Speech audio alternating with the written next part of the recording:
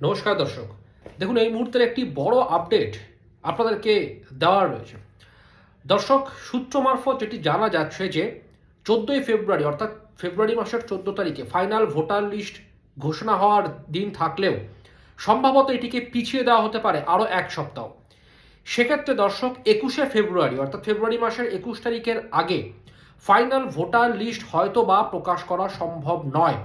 এবং যদি এভাবে দিন পেছোতে থাকে অর্থাৎ 14 তারিখের পর 21 তারিখ এবং তারপরেও নির্বাচন কমিশন কি পদক্ষেপ নেবেন আমি জানি না, কিন্তু এখনো পর্যন্ত সূত্র মারফত যেটুকু জানতে পারছি যে দিন কিন্তু পেছোতে পারে।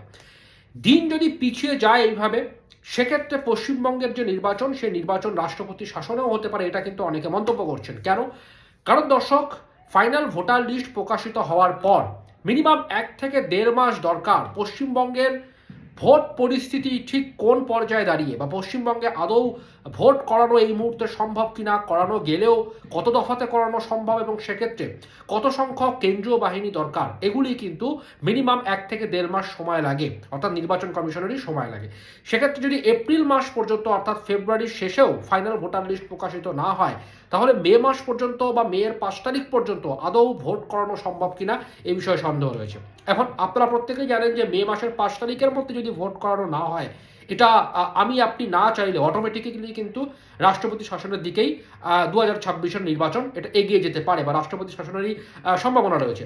ফলে দর্শক, নির্বাচন কমিশন আদৌ ফেব্রুয়ারি মাসের 14 তারিখ ফাইনাল ভোটার লিস্ট প্রকাশ করে কিনা, বা কিছু জায়গায় যেমন দক্ষিণ 24 পরগনা, উত্তর 24 পরগনার মতন কিছু জায়গায়, যদিও আমি বলবো যে 95% জায়গায় শুনানি সম্পন্ন হয়েছে, কিন্তু কিছু জায়গায় এখনও শুনানি বাকি রয়েছে।